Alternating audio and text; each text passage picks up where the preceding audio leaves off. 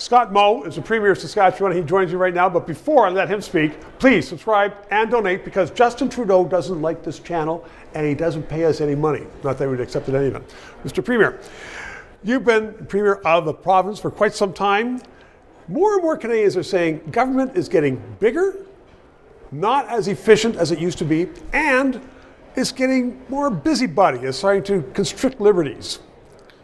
Tell me about that. Yeah, well, I would say two things. One, I think all governments are getting bigger. Some of it, I may have some justification as we grow, for example, the healthcare services in our communities. Right. And so there's investment in people that are delivering those services. And I think most are asking for that type of a service. Second... Well, that's hard things, though. I mean, it's people understand that. Yeah. Second is we are seeing government grow for likely much less asked for reasons. We're seeing the bureaucracy grow. It's getting into, the regulatory environment of how we're creating wealth, whether that be environmental regulation, financial regulation. We're seeing capital gains talk this week. Yeah. But really getting to be so that it's impacting not only our careers, but impacting our personal lives and our families' lives as well. Yeah, and now with the online act from Mr. Trudeau, you might get into what you say on the phone. Yeah. And so, I mean, there does seem to be a perceived threat that governments are starting to really, as you say, get into people's lives. Yeah, well, they want to stop the advocacy of industries that are creating wealth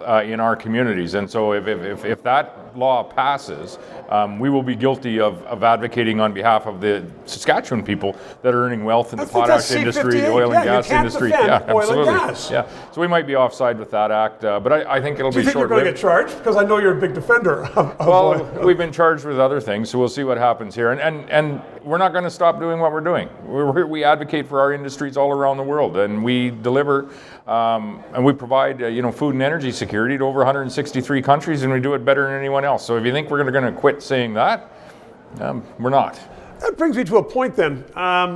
You're at loggerheads quite often with the federal government.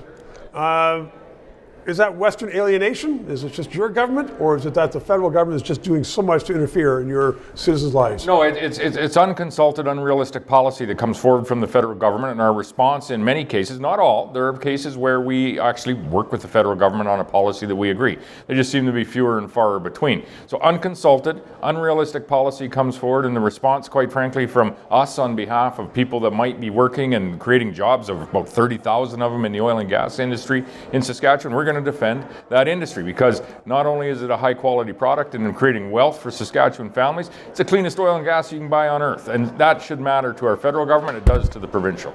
So when we have cooperative federalism, and it's maybe a misnomer these days, but I mean, are some mornings when you wake up and see the news, something coming out of Ottawa, does that surprise you? Well, I was never told about that. Yeah, no, and I think industries are surprised as well, and the people who work in those industries are like, where did this come from? We had a methane emissions cap. Now we have another methane cap. We have oil production caps, fertilizer caps. We have clean electricity regulations, of which people don't understand.